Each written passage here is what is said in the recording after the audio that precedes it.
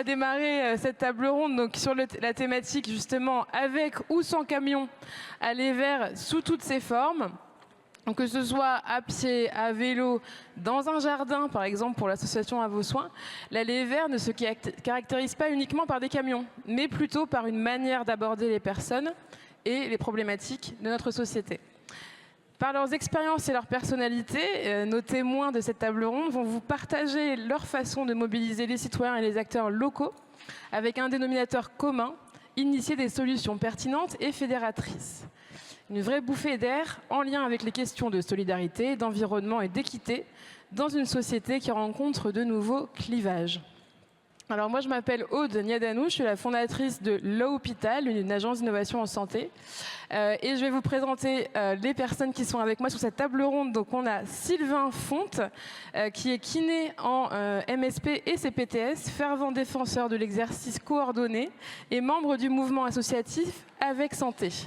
Donc Sylvain, vous avez fait il y a quelques mois un tour de France à vélo et en famille pour aller à la rencontre de celles et ceux qui innovent et qui inventent l'organisation en soins primaires de demain. Donc plus de 4000 km, 10 mois de voyage, 30 équipes rencontrées et des centaines de témoignages inspirants de professionnels de santé et d'usagers. Vous allez nous en parler. Martial Jardel, vous êtes médecin généraliste, fondateur de Médecins Solidaires et vous avez vous aussi fait un tour de France en camping-car pour remplacer des généralistes. Et aujourd'hui, avec Médecins Solidaires, votre collectif, vous demandez peu à beaucoup plutôt que beaucoup à peu, en organisant chaque semaine une rotation de praticiens généralistes volontaires de tout profil venus de toute la France dans les centres de santé qui sont dans des déserts de santé. Et puis, on a aussi avec nous Antoine Malone. Vous êtes responsable du pôle prospectif Europe internationale à la Fédération hospitalière de France. Et vous coordonnez le programme de responsabilité populationnelle. Et vous avez notamment travaillé pour les gouvernements québécois et français. Vos recherches portent sur les questions d'organisation et de performance des systèmes de santé. Voilà, bienvenue à tous. Je pense qu'on peut déjà les applaudir. Ouais, vous êtes là. Alors, je voudrais commencer avec Martial. Face au défi des déserts médicaux, vous avez proposé une solution qui est à la fois très simple et aussi révolutionnaire avec Médecins Solidaires. Est-ce que vous pouvez nous expliquer d'où vous est venue cette idée et comment ça fonctionne ? Bonjour à tous. Médecins Solidaires, c'est vraiment une idée très simple, comme tu le disais. Au lieu de demander beaucoup à peu de médecins, puisque ça fait 30 ans qu'on essaye et ça fait 30 ans qu'on voit que ça ne marche pas, en tout cas dans certains territoires, peut-être qu'on peut essayer de demander peu à beaucoup. Peut-être qu'on peut se permettre d'innover et de délivrer de la médecine générale d'une autre manière. L'idée, elle est venue dans les suites de ce Tour de France en camping-car que j'ai fait, qui m'a permis d'avoir une vision peut-être plus large et plus exhaustive de la médecine générale, et puis de cette conviction profonde de dire, à un moment donné, le rôle des médecins généralistes dans ce pays ne peut pas être seulement de crier au scandale, de s'indigner, de s'insurger, de revendiquer, même s'il y a plein de choses, et je pense que tous ici collectivement, chacun dans nos métiers, on a plein de revendications à demander, on a toujours besoin d'être revalorisé et on a toujours besoin d'améliorer notre métier. Il y a un moment, il faut contribuer.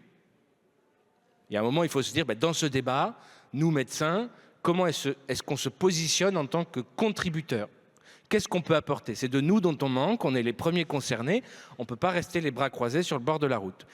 Le raisonnement, il est assez simple, c'est de dire pourquoi les médecins ne vont pas s'installer dans ces territoires ? Parce que c'est trop d'engagement, parce qu'aller s'installer pendant 30 ans dans un territoire isolé, c'est un engagement très fort.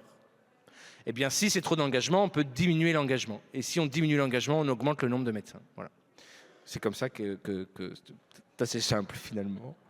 Je suis curieuse, juste pourquoi est-ce que vous avez fait ce Tour de France en camping-car à la base ? Parce que moi, je suis un médecin généraliste. J'ai fait mon internat à Paris. Et puis, l'internat et les études de médecine, c'est un tunnel assez contraignant. Pendant 9 ans, on vous dit tu fais ci, tu fais ça, tu vas là. Et au bout d'un moment, on ressent un grand besoin de liberté. Et puis arrive le moment où on te dit là, à partir du 1er novembre, tu fais ce que tu veux. On s'occupe plus de toi. Et donc là, je me dis, mais c'est la première fois de ma vie, et peut-être la seule, que je vais être totalement libre. Que vais-je faire de cette liberté? Il m'a paru assez évident qu'il fallait que j'utilise cette liberté à fond. J'étais à ce moment-là très intéressé par toutes les vidéos YouTube de van life où on voyait des types partout dans une sensation de liberté totale. Et je me suis dit, bah, moi j'ai envie de faire ça. J'ai pas envie d'aller faire des vidéos et les publier sur YouTube parce que c'est pas ce que je sais faire. Mais par contre, je suis médecin. J'ai de la chance. C'est un métier qui n'a pas de contraintes géographiques puisqu'il y a besoin, la médecine a priori dans la Lozère et dans la Creuse et dans la Manche est la même. En tout cas en France, c'est la même. Donc, et en plus, il y a de la demande de remplaçants. Donc, vraiment, même aujourd'hui, je ne comprends pas pourquoi tout le monde ne fait pas ça. Donc, j'ai fait ça au départ comme un projet perso de fin d'études. Et puis, je suis devenu militant au fil de ce voyage qui m'a transformé parce que ce que j'ai vu m'a heurté, m'a marqué. Et vraiment, ça a nourri le terreau de se dire, mais il faut faire quelque chose. Ce que j'ai remarqué au cours de ce voyage de plus impactant, c'est qu'il pouvait y avoir des territoires très attractifs avec des maisons de santé magnifiques qui ne fonctionnent pas. Et puis il pouvait y avoir des territoires assez peu attractifs avec des maisons de santé assez moches qui marchent très fort. De se dire, mais c'est quoi ce truc? Et que, évidemment, la différence entre les deux, c'était le facteur humain.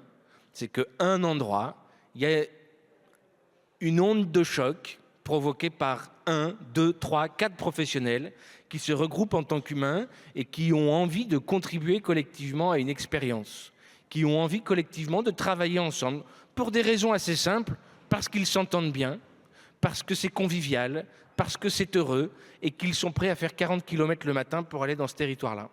Et donc ce facteur humain qu'on a du mal à formaliser quand on a une institution, qu'on a du mal à mettre dans un tableur Excel, il est pourtant absolument fondamental. Et donc c'est ça, Médecins solidaires, c'est de se dire, si on doit avoir une réponse, elle doit être collective, elle doit cristalliser une équipe humaine qui a envie de s'emballer dans un projet et de vivre une aventure humaine. Merci beaucoup, ça fera aussi beaucoup écho, je pense, tout à l'heure avec Sylvain. Antoine, vous êtes donc l'expert de référence en France sur la question de la responsabilité populationnelle. C'est vrai, quand même? Trop modeste. Tu me mets beaucoup de pression, Aude. J'ai posé une question très simple qui est, qu'est-ce que c'est la responsabilité populationnelle, déjà, pour commencer? Alors, le point de départ, je pense, de la réflexion, c'est la constatation qu'il faut absolument réorienter notre système de santé vers la prévention et le maintien en santé.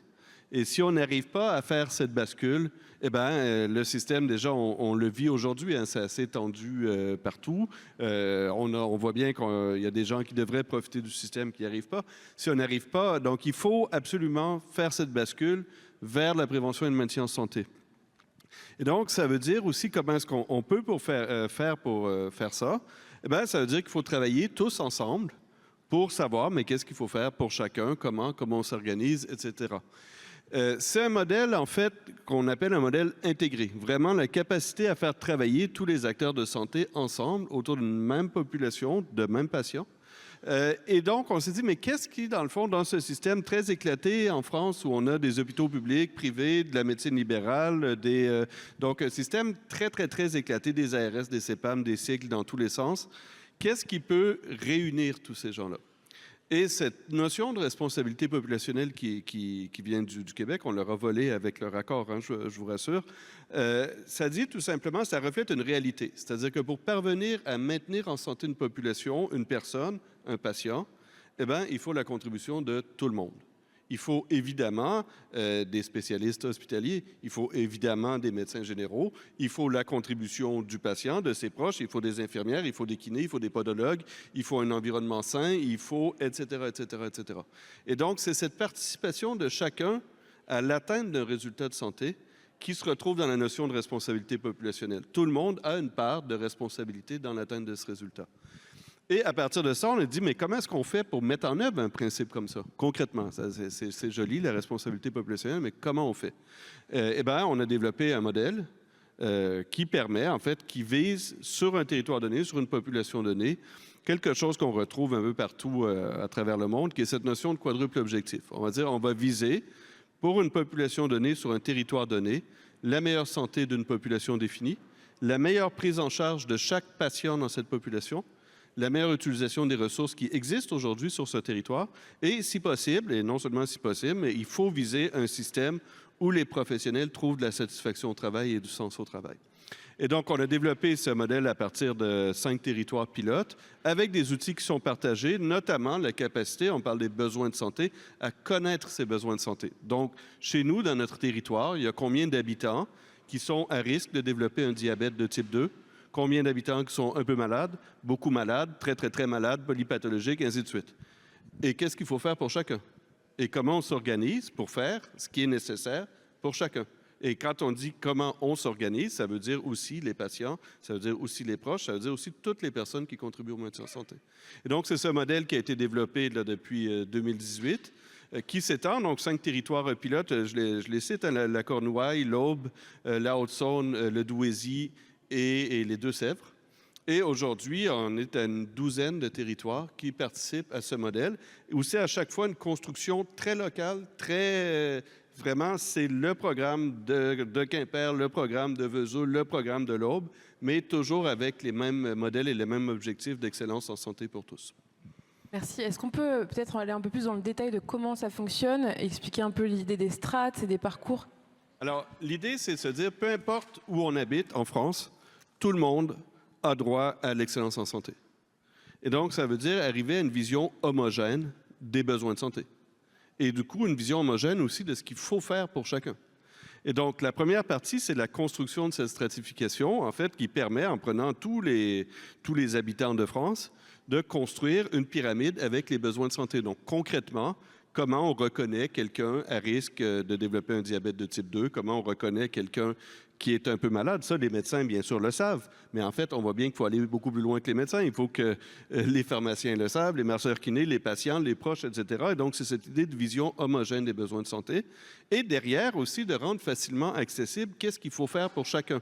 Concrètement, qu'est-ce qu'il faut faire si une personne est à risque? Qu'est-ce qu'il faut faire pour éviter qu'un diabète se développe? Si une personne est un peu malade, ainsi de suite. Donc ça, c'est des choses, les professeurs en diabétologie le savent, ça. J'espère bien qu'ils le savent, c'est ce qu'on attend d'eux. Mais ce qui est important, c'est est-ce que les patients le savent? Est-ce que les proches? Est-ce que les infirmières? Est-ce que tout le monde? Le savoir médical évolue extrêmement vite. Le guide du parcours patient, Dr Jardel, de la HAS pour le diabète, il fait à peu près 175 pages.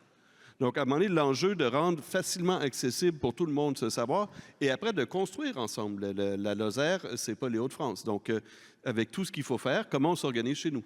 Comment, concrètement, on trouve les gens qui devraient faire l'objet d'actions de dépistage? Avec qui? Est-ce qu'on trouve toutes les personnes qu'on devrait trouver? Et ceux qu'on a trouvés, qu'est-ce qu'on leur propose derrière? Et ainsi de suite. Donc, c'est des constructions vraiment très locales de parcours de santé, mais qui sont calées en visant, mais c'est l'excellence en santé pour tous.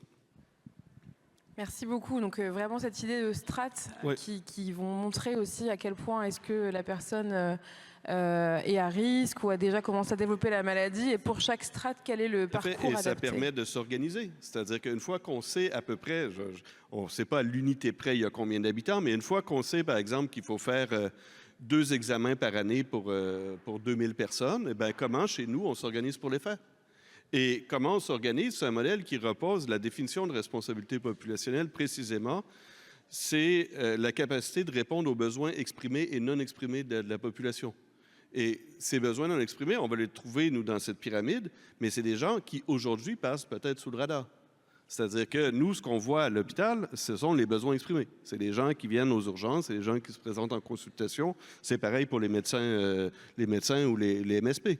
Mais qu'est-ce qu'il y en est de tous ces gens? Et c'est un peu l'objet du festival. Hein? Tous les gens qui devraient immédiatement voir un professionnel de santé, se voir proposer un parcours de santé. Et donc, c'est comme ça qu'on commence à enclencher cette bascule vers un modèle de maintien en santé de la population. Merci beaucoup Antoine. Je vais me tourner vers Sylvain. Donc Sylvain, toi tu as enfourché ton vélo pour aller avant tout vers les professionnels de santé. Pourquoi et qu'est-ce que tu as découvert? Oui, ben déjà, je suis très content d'être ici parce qu'il y a 3 mois et demi, je suis passé en vélo juste là devant et donc c'est assez émouvant de revenir là où je suis passé il y a quelques mois. Je suis allé voir les professionnels de santé, je suis allé voir les équipes.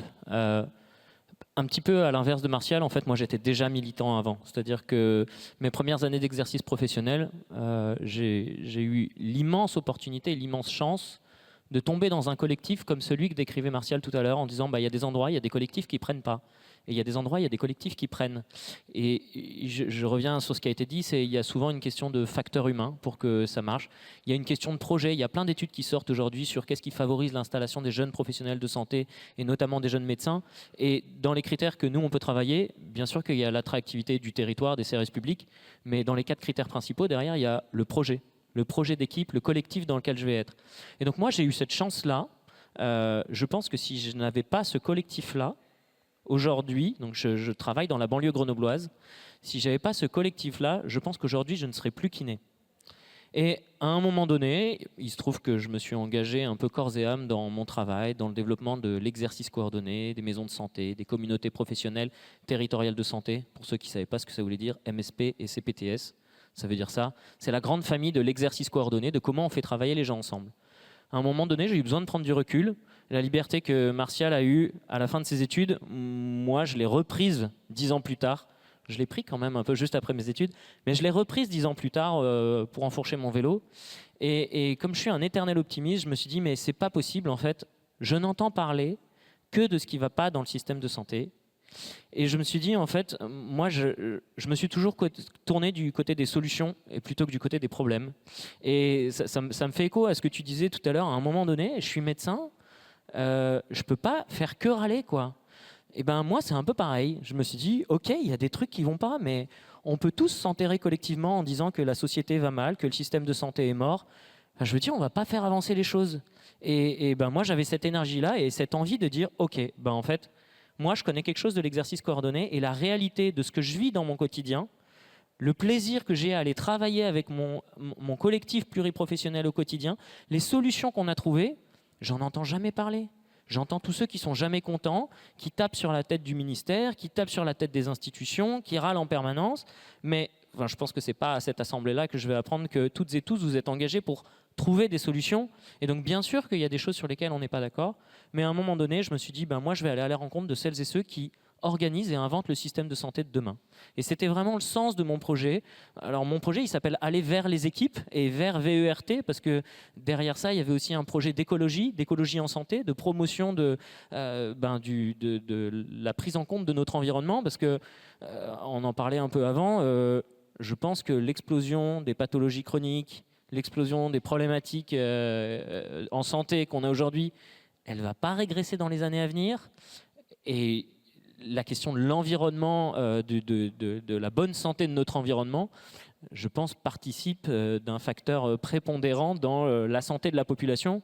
Et donc, être promoteur d'une vision de préservation de l'environnement couplée à justement une vision de comment on organise le système de santé de manière plus collective. Et finalement, dans tout ce dont on se parle, on voit bien qu'il y a la question du collectif qui revient systématiquement pour se dire, si on veut trouver des solutions, on les trouve collectivement, que ce soit pour répondre à l'accès aux médecins traitants, que ce soit pour répondre à une question d'organisation populationnelle, on ne fait pas ça chacun dans notre coin, que ce soit pour l'organisation des soins primaires pluriprofessionnels. Moi, je dis souvent que ce que j'ai retiré de mon expérience là, c'est l'élément fondamental pour moi, c'est la question de la transversalité entre les acteurs. Quand on enlève, il y a la hiérarchie entre tous les acteurs, quand on permet l'expression de chaque partie prenante de l'organisation du système de santé, qu'on soit des secteurs sanitaires, médico-sociaux, sociaux, institutionnels, collectivités territoriales, élus, etc. Et je crois que là, on arrive à créer des choses assez chouettes au final. Merci beaucoup.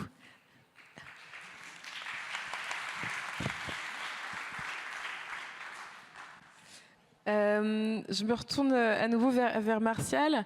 Comment est-ce que vous recrutez et comment est-ce que vous allez convaincre justement les médecins qui vont devenir des médecins solidaires et qu'est-ce qui leur est proposé concrètement? Il y a des lieux qui peuvent les accueillir. Comment ça se passe? Oui, alors d'abord je suis un petit peu ému parce que je crois que je viens de trouver mon alter ego. En plus on se ressemble un petit peu, je pense. Donc on a peut-être quand même un truc à construire, Sylvain. On en parlera. Avec plaisir. Nous, la proposition qu'on fait aux médecins, c'est très simple. On leur dit, tu viens une semaine. C'est ça la question, hein? Parce que ça m'a un peu Oui, perdu. c'est ça. Tu viens une semaine dans un centre de santé qu'on installe dans un territoire isolé. Donc, on installe un centre de santé avec une équipe de coordination dans ce centre de santé. Donc, c'est 2 coordinatrices. Pourquoi 2 ? Parce qu'il faut qu'on puisse assurer toute la couverture horaire, toute l'amplitude horaire du centre de santé, puisque sans la coordinatrice, le centre, il ne marche pas, puisque le médecin, c'est comme s'il était aveugle. Il ne sait pas où est le matériel, il ne sait pas comment fonctionne l'ordinateur, il ne sait pas, puisqu'il arrive, il faut qu'il soit immédiatement efficace. Et donc, ce qu'on lui demande, c'est de faire juste de la médecine. Et donc, tout le reste, il n'a pas le temps de savoir comment ça fonctionne.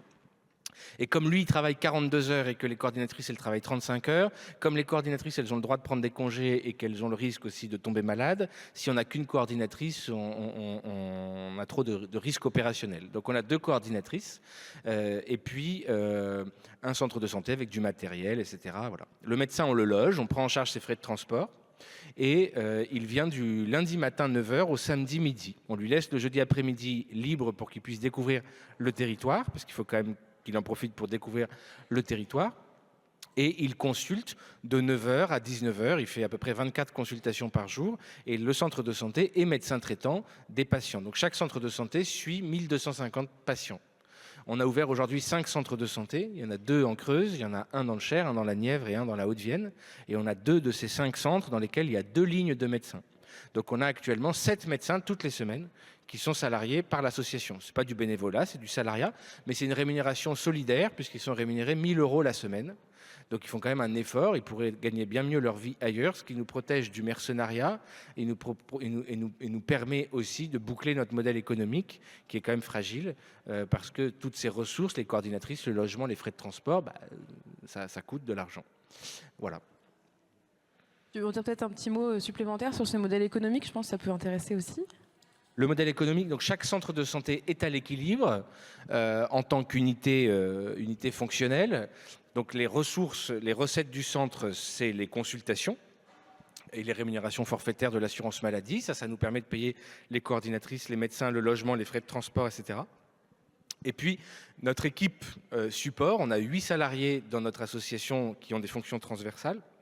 Ressources humaines, communication, relations et suivi des médecins, contrôle de gestion, ressources humaines, j'ai déjà dit, direction administrative et financière, direction opérationnelle du déploiement, etc.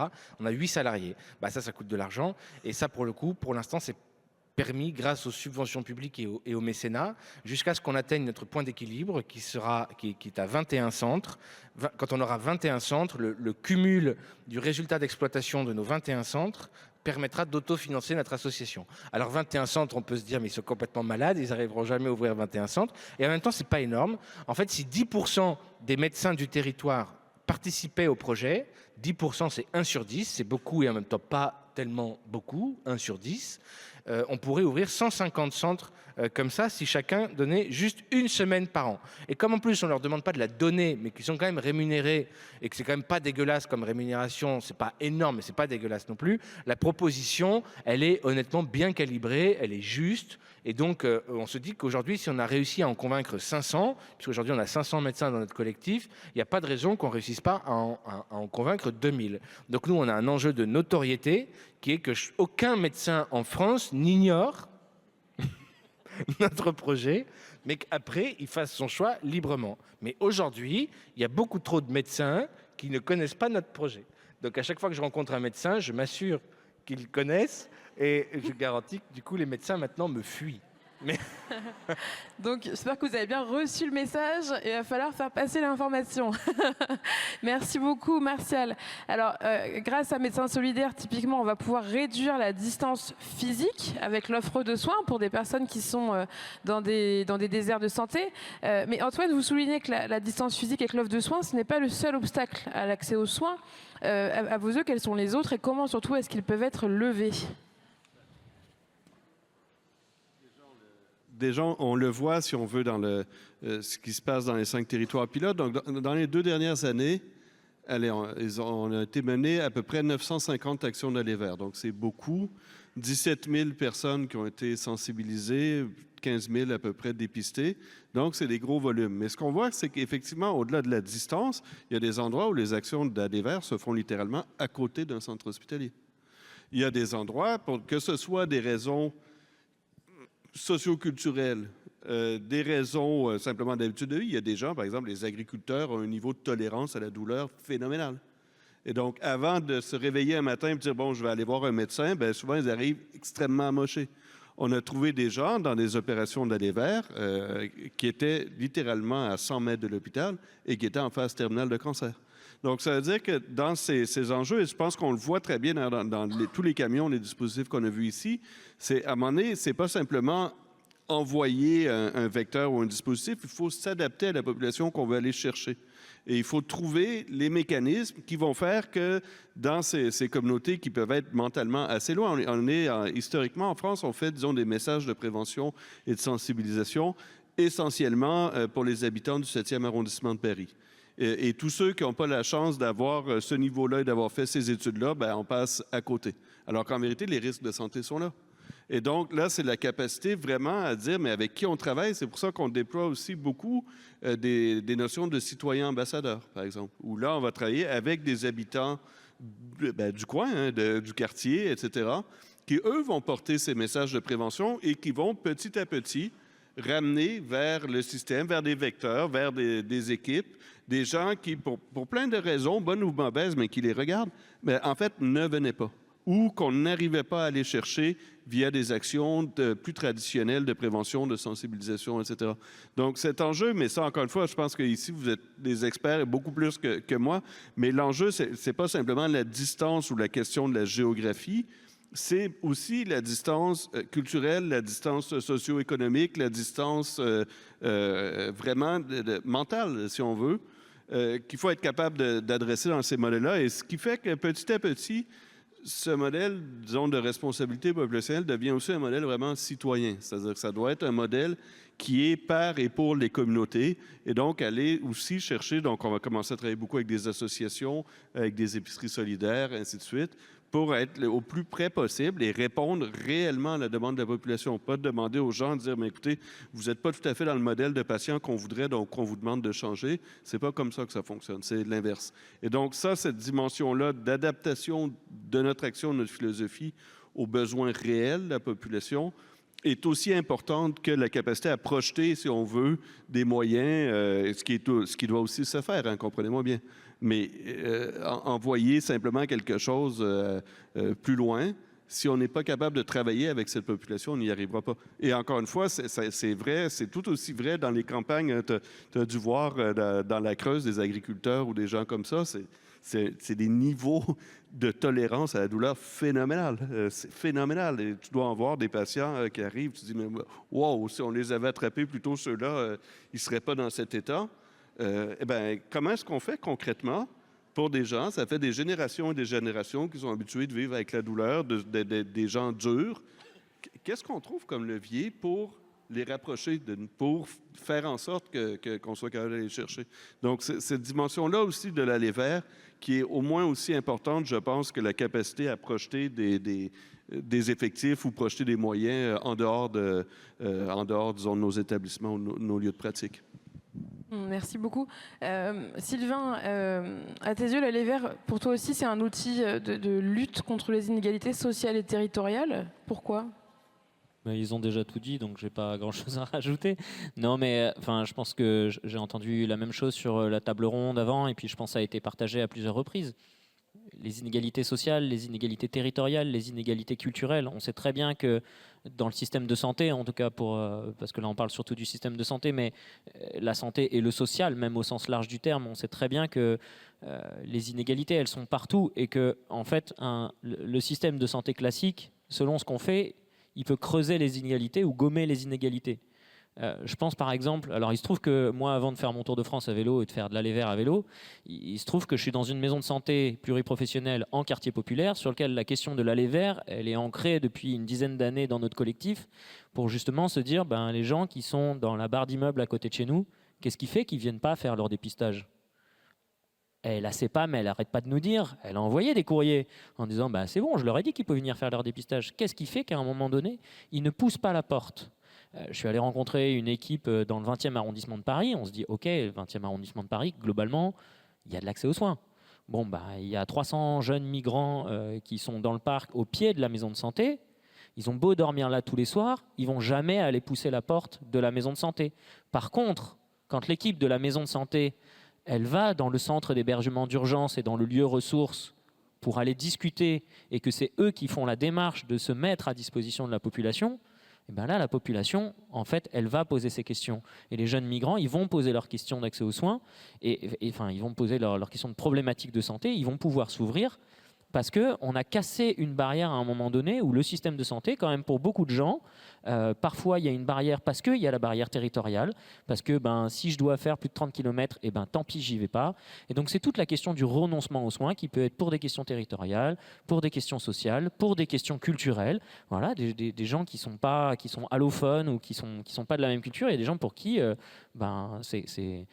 c'est pas dans leur nature d'aller demander de l'aide. Aller demander de l'aide, c'est un aveu de faiblesse. Et donc, c'est un peu comme ça. C'est un peu l'histoire des agriculteurs que tu racontais tout à l'heure.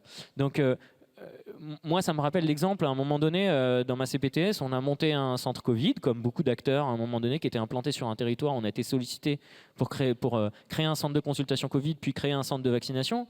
Et je me rappelle toujours, tout le monde se rappelle la débandade de l'ouverture des centres de consultation Covid, où il n'y avait plus de place pour personne, où en moins d'une heure, toutes les places étaient prises. Et donc là, moi, je fais l'ouverture, parce que j'étais responsable du centre de vaccination Covid sur ma commune. Je fais l'ouverture le premier jour. Il se trouve que je vois quelqu'un qui arrive et qui me dit « Bah oui, j'arrive de Chambéry, c'est à 65 km de chez moi, quoi. » Et je lui dis « Mais... » Donc j'étais un peu étonné, je lui dis « Mais qu'est-ce que vous faites là ?» Il dit « Ah bah j'ai fait tous les centres de vaccination de toute la région, et puis du coup j'ai trouvé une place, donc je suis venu ici. » Et donc qu'est-ce qui se passe ? Du coup, tous ceux qui ont une numératie qui est un peu supérieure aux autres, qui ont des compétences psychosociales qui leur permettent de mobiliser tous les outils numériques, tout le réseau qu'ils ont, toute la famille qu'ils ont pour aboutir à leur rendez-vous, ils vont avoir les rendez-vous. Et puis tous les autres qui n'ont pas les mêmes compétences psychosociales, qui à un moment donné vont rencontrer un frein, soit parce que l'usage du numérique, c'est compliqué, soit parce que finalement il faut téléphoner, mais si je ne parle pas très bien français, c'est compliqué. Et tous ces gens-là, en fait, là, on ne fait que creuser les inégalités. On va apporter du soin à ceux qui sont déjà les mieux lotis et on va mettre une barrière de plus pour ceux qui sont les moins bien lotis. Et donc, je trouve que vraiment la question de l'aller vers, c'est la question de l'équité en santé. À un moment donné, comment on donne plus à ceux qui en ont le plus besoin. Et voilà, pour essayer de gommer un peu les inégalités. Donc, c'est un enjeu politique. Je peux rebondir parce que c'est exactement ça. Mais c'est exactement ce que nous, on a... Non, mais c'est exactement... Une histoire d'amour qui naît sur ce plateau, c'est magnifique.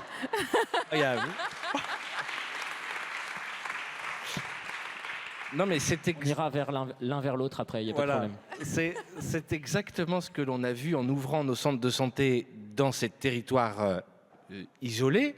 On a vu revenir les oubliés. C'est-à-dire, effectivement, tous ceux qui avaient ce frein-là, qui n'avaient pas ces compétences psychosociales. Et on a vu des trucs hallucinants. Des diabètes qui étaient plus suivis depuis 3 ans. Avec tout ce que ça peut entraîner comme complications. Et là, c'est vertigineux de se dire, mais dans le même pays, au même moment, il y a des gens qui sont remarquablement suivis pour le diabète, avec une IPA, de la téléexpertise, la pompe à insuline, les capteurs sous-cutanés, nanani, nanana, et en même temps, des gens qui sont plus suivis du tout. Et donc, c'est saisissant de constater ces inégalités-là. C'est ce que disait hier soir Mme Cazeneuve, qui parlait d'universalisme proportionné, qu'il fallait aller de manière universelle vers chacun, mais de manière proportionnée en fonction des besoins de chacun. Ça fait vraiment écho. Justement, Martial, j'avais une autre question pour toi. Les médecins se succèdent dans les...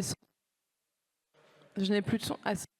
Dans les centres médecins solidaires, comment est-ce que vous arrivez quand même à amener la même qualité de soins que des cabinets classiques ? Comment est-ce qu'on arrive quand même à avoir de la continuité des soins quand ce sont des médecins différents chaque semaine ? Alors, difficile de savoir si c'est la même qualité de soins. Ce qui était important pour nous, c'était de s'assurer qu'elle soit en tout cas pas dégradée, que ce soit pas une médecine de seconde zone. Donc, on a fait une expérimentation, on est en train d'évaluer de manière plus objective. Mais ce dont on a pu se rendre compte aujourd'hui avec 2 ans de recul, c'est que, les patients, ils étaient très résilients et que quand on leur proposait un autre modèle, au départ, il y avait peut-être ils étaient peut-être un peu dubitatifs, mais qu'assez vite, ils disaient, en fait, ça marche. Ils étaient même assez heureux de pouvoir profiter du bénéfice des regards croisés de plusieurs praticiens, en se disant, quand je vois 4 médecins différents qui me disent que mon ordonnance, elle est bonne, au moins je suis sûr que mon ordonnance, elle est bonne.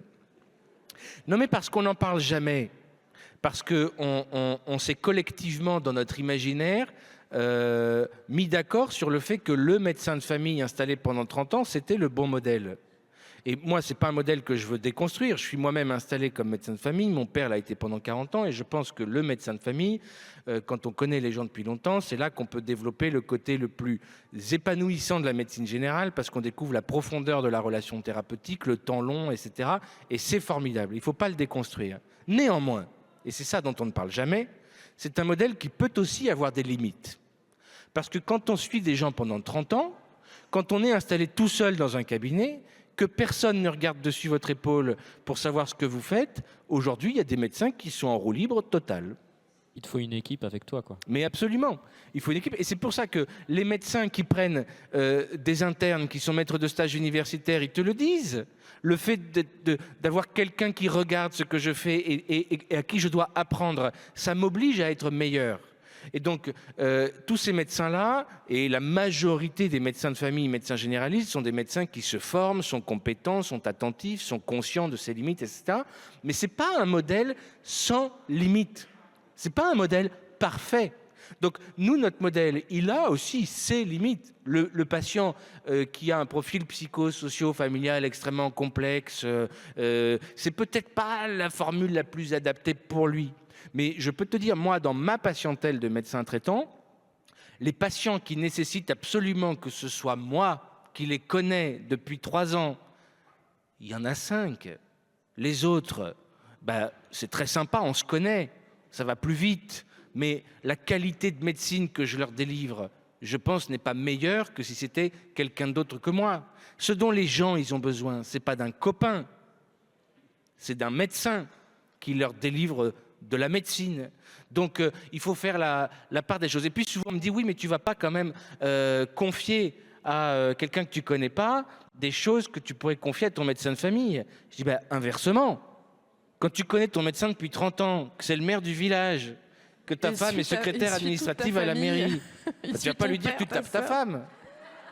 Ou tu ne vas pas lui dire que tu as un peu dur sur la bouteille. Par contre, le médecin qui passe une semaine, t'en as gros sur la patate, il y a un truc que tu n'arrives pas à dire depuis 30 ans, tu te dis ce coup-ci j'y vais, tu lâches la bombe, ça te soulage, et la semaine d'après c'est oublié. Voilà. Ma question, elle portait aussi, quand on avait préparé, tu m'avais parlé aussi un peu de vos outils informatiques qui étaient aussi, il y avait toute la question aussi de la traçabilité de l'info et comment le nouveau médecin, il s'assure d'avoir les infos du médecin précédent, etc. Comment est-ce que vous gérez ça ? Bien sûr, aussi, c'est quelque chose sur lequel il faut être, aujourd'hui en 2024, la transmission de l'information, on sait faire. On a des logiciels et depuis la 3e année de médecine et même n'importe qui dans n'importe quel métier, aujourd'hui la traçabilité, on sait faire. Donc on écrit dans le logiciel, les médecins y regardent et puis on leur offre un temps de consultation suffisamment long, c'est 20 minutes par consultation, où ils n'ont pas besoin de toucher la carte vitale parce que c'est les coordinatrices qui s'en occupent, donc c'est 20 minutes de temps médical. Ils ont le temps d'appréhender le dossier, que le patient éventuellement se raconte, etc. Et demain, il va y avoir quelque chose d'encore plus fondamental parce que je vous informe qu'il y a une révolution majeure qui est en train d'opérer, dont j'ai pris conscience moi il y a 3 semaines, c'est que l'intelligence artificielle est en train vraiment de révolutionner notre métier positivement. Parce qu'il y a des gens qui ont peur de l'intelligence artificielle à raison, mais moi j'ai fait l'expérience il y a 3 semaines avec l'utilisation d'une solution de téléconsultation en consultation, alors c'est stupéfiant. Et donc l'écran. L'assistant médical d'IA, c'est ça ? Ouais, alors c'était pas Doctolib, mais c'était Nabla, pour ne citer aucune marque. Mais c'est stupéfiant. Ça veut dire que tu cliques, tu croises les bras, tu discutes avec le patient, après tu fais générer le compte-rendu, et ça te dit exactement tout ce qu'il faut. Et alors, vous allez me dire, oui, c'est très bien, mais quel est le rapport ? Nous, chaque médecin est différent. Et puis, on a des grands écarts. On a le médecin jeune, hyper bien formé, hyper consciencieux, qui va passer 20 minutes à tout écrire pour ne rien rater et qui va sortir de là épuisé avec un dossier hyper bien rempli. Et puis, on a l'autre pendant, qui est le médecin retraité qui a fait toute sa vie des voyages à droite à gauche, qui a un esprit de synthèse parfois un peu trop synthétique et qui, en plus, a du mal à taper sur le clavier parce que, voilà. Du coup, il écrit RAS. Et déjà, ça lui coûte. Et donc, c'est pas très homogène. Alors que là, à partir du moment où tu dis au médecin, qui que tu sois, jeune ou moins jeune, écrivain ou pas écrivain, tu cliques et à la fin, tu recliques pour générer le compte-rendu, on a la même qualité d'information qui est mise dans le logiciel. C'est une révolution majeure. Bien sûr, avec le contrôle humain, la relecture, etc. Merci beaucoup, Martial. Je vais reprendre un peu ma question de base, dont c'est un peu éloigné, qui était ça un va peu arriver. la question. Pas de souci. On a des médecins en roue libre, hein, tu disais, donc. C'est la fin du festival. On parlait un peu de la question de l'homogénéité des soins entre les différents médecins qui passent les uns après les autres. Et Antoine, je voulais poser un peu une question similaire sur le fait que la responsabilité populationnelle se déploie sur plusieurs territoires. Là, on parlait de 5 territoires pilotes, bientôt 12. Comment on fait pour que ce modèle il soit généralisable, qu'il soit réplicable, qu'on puisse avoir une qualité de prise en charge qui soit avec les mêmes standards partout, tout en s'adaptant quand même aux spécificités des territoires? Cette question, encore une fois, de l'équité.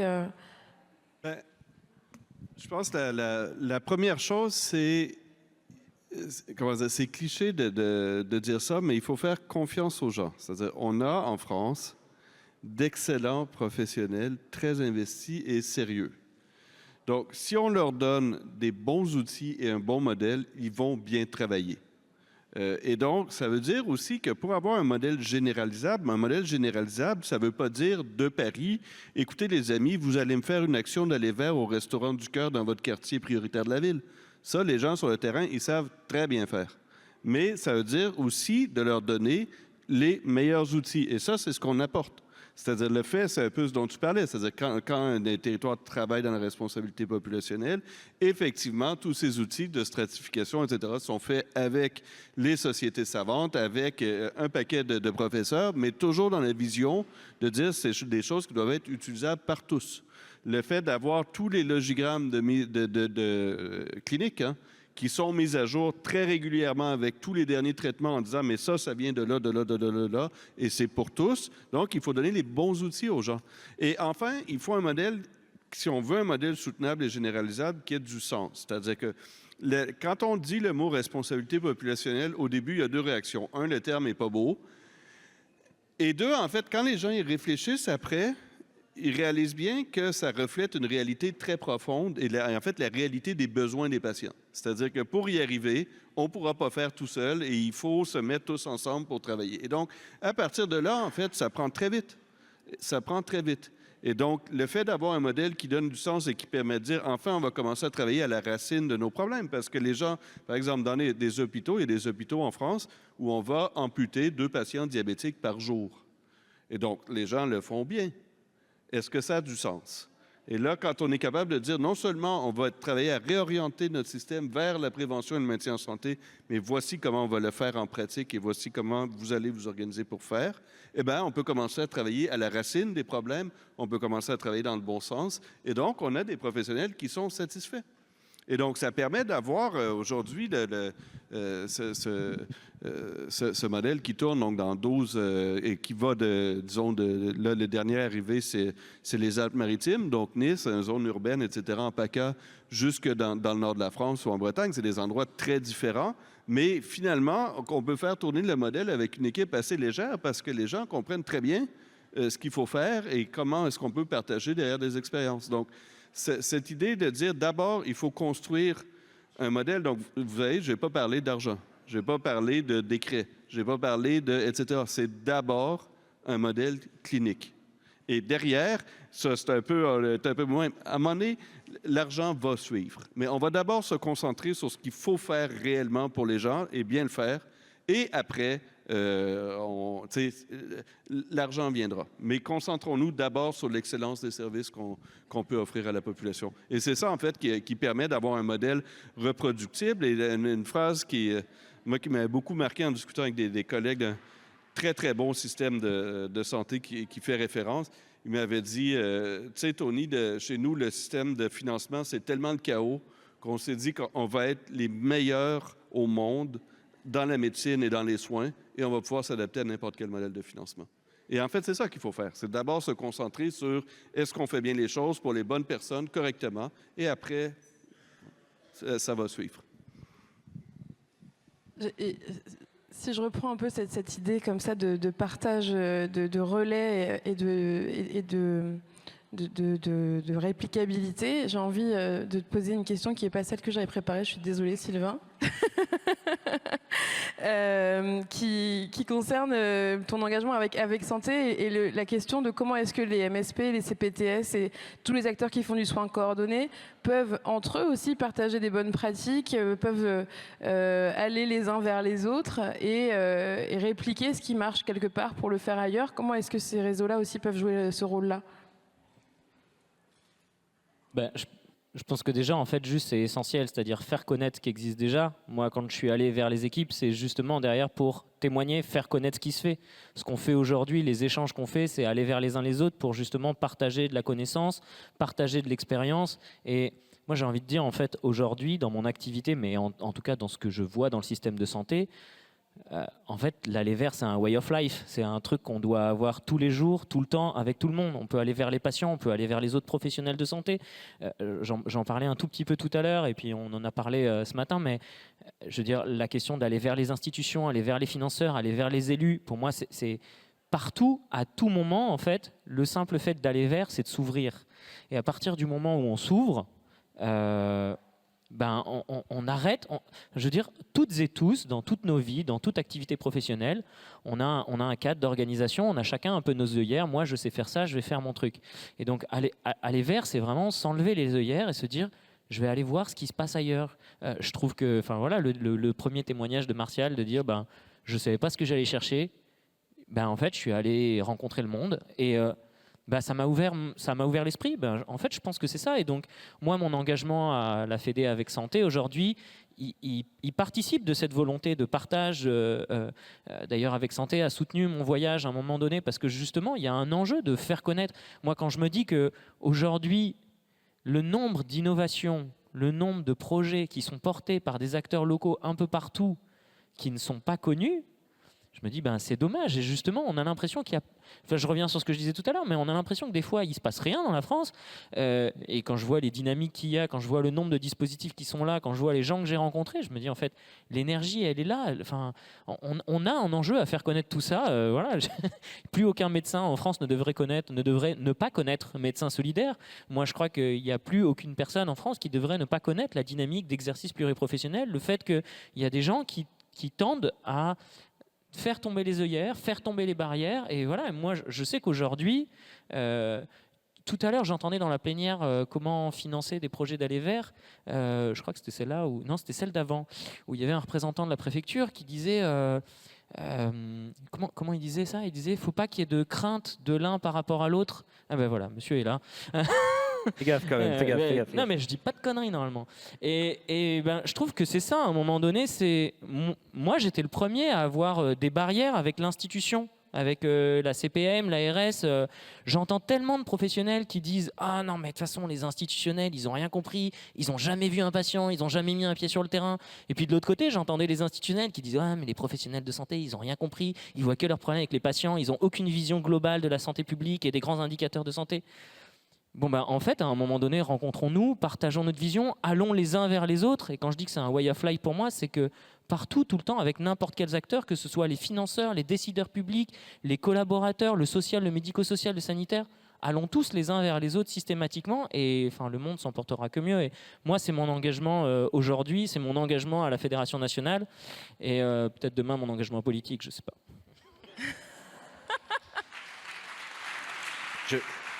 Petite annonce. Je peux réagir parce que c'est exactement ça. Bravo. Non mais attends. Non, mais c'est exactement moi la découverte que j'ai pu faire aussi avec médecins solidaires. Moi, j'ai entendu toujours l'ARS, c'est des nuls. L'ordre des médecins, c'est des nuls. La CPAM, c'est des nuls. Je me suis dit, bah, avec ça, on est mal barré quand même. Et puis, je me suis dit, mais c'est pas possible en fait. Tous ces gens-là peuvent pas être nuls, Tous nuls. incompétents. Enfin, c'est pas possible. C'est idiot. Et quand on a monté le projet, ben, on les a rencontrés, ces institutions. Et bien sûr, ils sont aussi souvent englués par leur propre inertie, la rigidité du système et leurs obligations administratives, institutionnelles, parce qu'ils obéissent à d'autres déterminants que nous, etc. Mais je n'ai vu que des gens volontaires, qui avaient envie que ça avance, qui avaient envie de nous aider, qui avaient envie de trouver les bons tuyaux, et qui étaient parfois embêtés de ne pas trouver, et avec qui parfois on est peut-être monté un peu en pression. Mais il y avait toujours un volontarisme mutuel. Et toute la difficulté, je trouve, c'est de ne pas tomber dans l'angélisme. C'est-à-dire qu'il s'agit pas de dire cuicui les petits oiseaux, on part tous en vacances, c'est génial, parce que à ce moment-là, on perd la dureté parfois des rapports, parce que parfois on est aussi dans des rapports de force. Parfois, il est nécessaire d'être ferme. Et... D'ailleurs, je vais être très ferme. En fait, je vais terminer la table ronde juste après l'intervention, normalement, de Sylvain. Vous voyez, c'est ça un rapport de force. Non, mais je voulais qu'on garde. J'ai essayé de trouver une ouverture, j'avais du mal, j'arrivais pas à te couper. Tu me faisais des... J'essayais hyper discrètement. Non, mais je pense que c'est hyper important aussi qu'on puisse prendre des questions de la salle avant de pouvoir arriver sur la clôture du festival. Donc c'est pour ça que je me suis permise. De manière avec beaucoup de bienveillance, de cuicui des petits oiseaux, de passer à cette étape-là de la table ronde. Il y a une personne là-bas qui lève la main. Est-ce qu'on pourrait lui apporter un micro, s'il vous plaît? Et en attendant que le micro arrive, on peut peut-être à nouveau applaudir et remercier nos intervenants.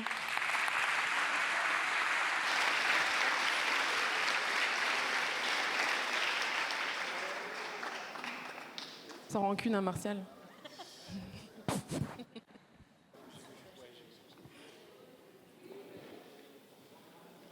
Ah, je croyais qu'il y avait une personne devant. Oui, il y a une personne qui avait levé la main.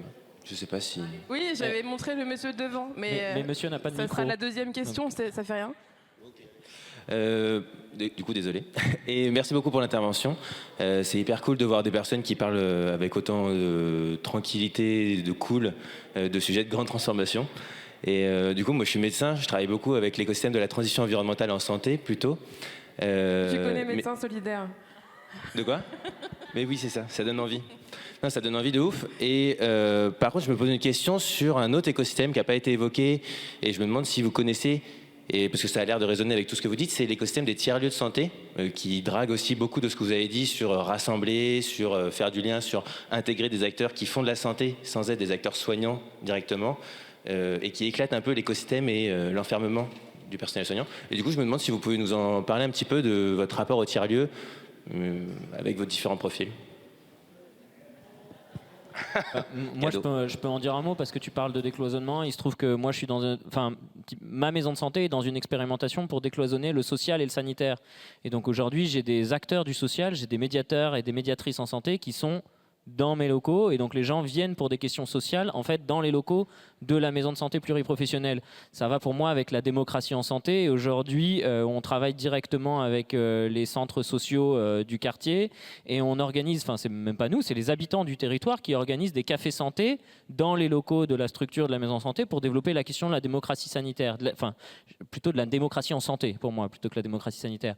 Mais donc et évidemment, je pense que quand on parle d'intelligence collective, quand on parle de s'ouvrir les œillères, quand on parle de décloisonnement, il y a de plus en plus de projets de volonté d'intégrer ça. C'est pas toujours facile, notamment vis-à-vis des ordres et compagnie, de ce qu'on a le droit de faire dans un local. Enfin voilà, il y a quelques trucs réglementaires qui sont un peu embêtants, mais évidemment, je pense que j'allais dire, le système est en marche, mais c'est pas une bonne phrase politique en ce moment.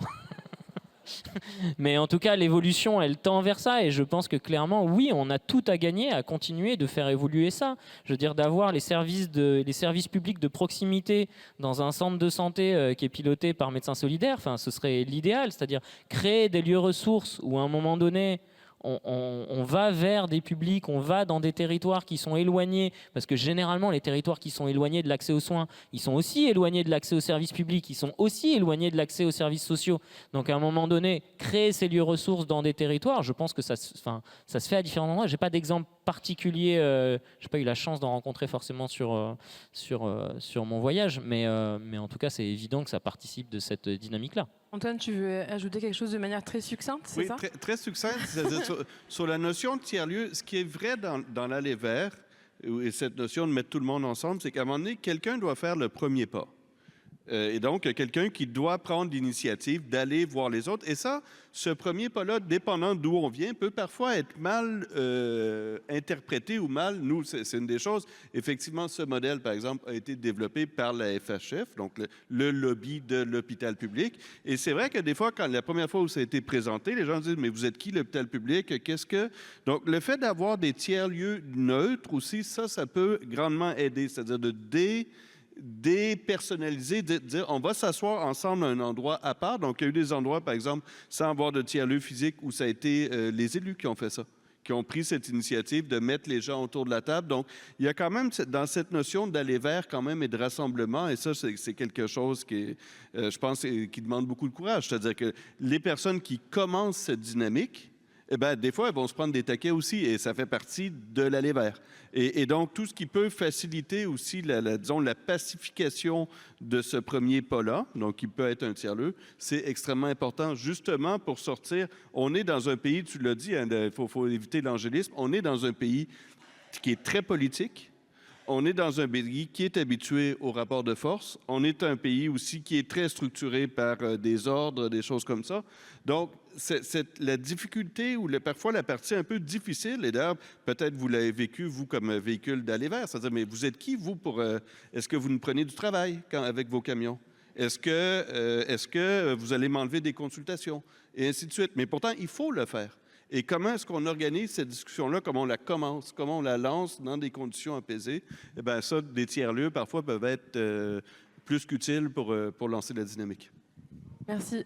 On va pouvoir prendre la question juste là. Oui. Ce sera la dernière question, je pense. Oui, Daniel Coutan, je suis médecin généraliste retraité. Alors d'une part, je suis content de découvrir Médecins Solidaires.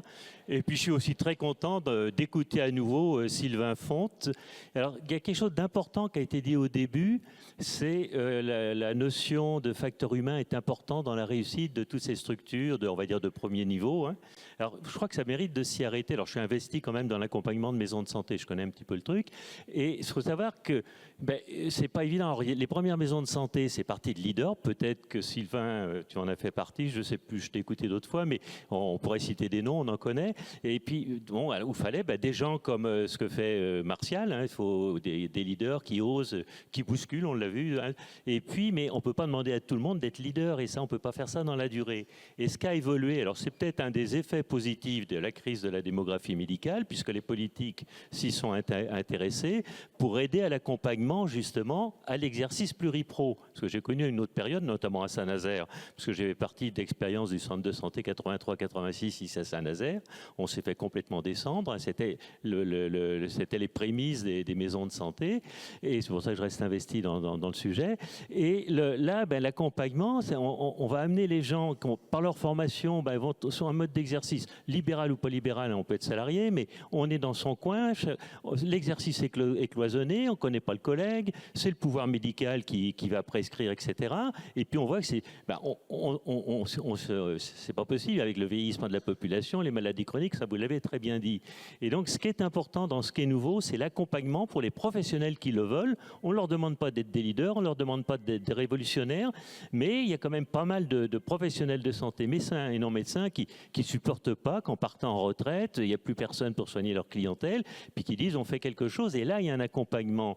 Et ça, pour arriver à ce changement de comportement, on va parler d'acculturation, hein, c'est les propos des sociologues, hein, donc on accompagne les professionnels. Un accompagnement dans les Pays de la Loire, c'est une durée de 9 mois. C'est-à-dire que les gens continuent à bosser dans leur cabinet et autres, mais pour apprendre à se connaître, on ne parle pas simplement du métier, mais de pratique. Et puis, c'est quoi la coordination? C'est pas simplement autour de la machine à Désolée, je vais café. vous inviter à formuler votre question. Non, mais la question, après ce qu'on a entendu ce matin, espérons, ça a un coût pourvu que ça dure, que ce ne soit pas remis en cause, parce qu'on peut demander à un cabinet conseil de vous faire un projet, d'aller le vendre.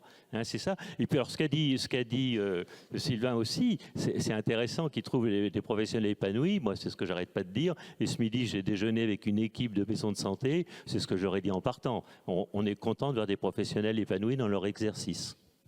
Pour faire une réponse très courte, je pense qu'il y a un enjeu de formation, clairement. Si on veut que cette culture-là, en fait, quelque part, elle s'impose collectivement au système de santé, il y a un enjeu de formation et de décloisonner la formation des professionnels de santé et de décloisonner même justement dès la formation la question du social, du médico-social avec le sanitaire. Tant qu'on est cloisonné chacun dans des silos, c'est compliqué. Après, bien sûr qu'il y a un vrai enjeu d'accompagnement. Il y avait des leaders, il y a moins de leaders. Par contre, il y a beaucoup de gens qui sont engagés dans l'accompagnement et des 9 mois d'accompagnement, en fait, à l'échelle de l'histoire d'une équipe pour qu'elle se structure dans le temps, c'est pas très long, surtout quand c'est des professionnels libéraux qui ont eu pour habitude d'être autonomes, indépendants, chacun dans leur coin. Mais en tout cas, je trouve que ça se fait bien. Et moi, j'ai ce rôle-là aussi en Auvergne-Rhône-Alpes d'accompagner beaucoup de projets, beaucoup d'équipes où il n'y a pas forcément de leader. Ça demande de la méthodologie, ça demande de les soutenir, de les accompagner. Mais c'est clair qu'il faut qu'on continue à faire ça. Et puis, alors, je ne sais pas si c'est une réponse, mais moi, ce que je constate, c'est que c'est très exigeant, l'exercice en soins coordonnés, très exigeant sur le plan humain. C'est beaucoup plus facile d'être tout seul, installé dans un exercice individuel où on choisit la couleur de la peinture des murs, le matériel qu'on achète, son logiciel, les contraintes qu'on donne aux patients, les horaires, etc. C'est très facile, on va très vite, on est très agile, on fait ce qu'on veut. C'est très facile, mais c'est pas puissant. C'est pas puissant et ça n'a pas de... Et donc, ce qui est très compliqué, parce que dans ces territoires où on va installer des centres de médecins solidaires, il arrive qu'on rencontre des professionnels, soit des médecins qui sont installés aux alentours, qui font partie parfois des médecins en roue libre, soit même des professionnels de santé paramédicaux. Hein. J'ai vu la semaine dernière, à côté d'un centre qu'on a installé, la commune monte le projet de maison de santé. Il y a 2 médecins, c'est une commune de 1500 habitants. Il y a 2 médecins qui sont chacun dans leur cabinet qui ne se parlent pas.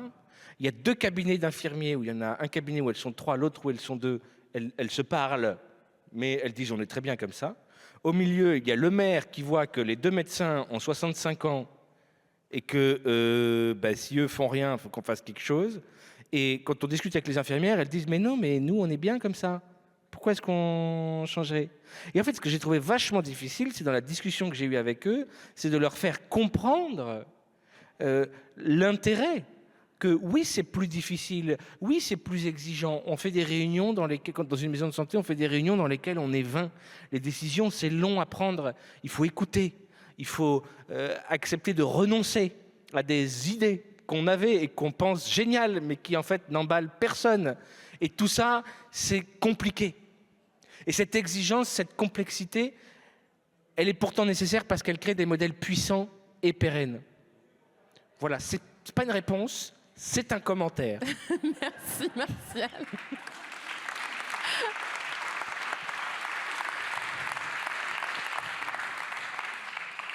Bon, en tout cas, je crois que le mot d'ordre à retenir de cette table ronde, c'est vraiment l'idée de la collaboration, de la coopération, du partage, des collectifs, que ce soit médecins solidaires, tous les acteurs de la responsabilité populationnelle, les acteurs de l'exercice coordonné, qu'on arrive à partager les initiatives qui marchent.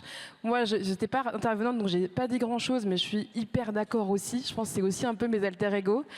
Typiquement, ce matin, on a enregistré un podcast qui s'appelle Les Transformateurs, où j'interviewe aussi des acteurs du changement en santé. Et je pense que ça introduit aussi très bien l'idée peut-être un collectif de l'aller vers pour la suite.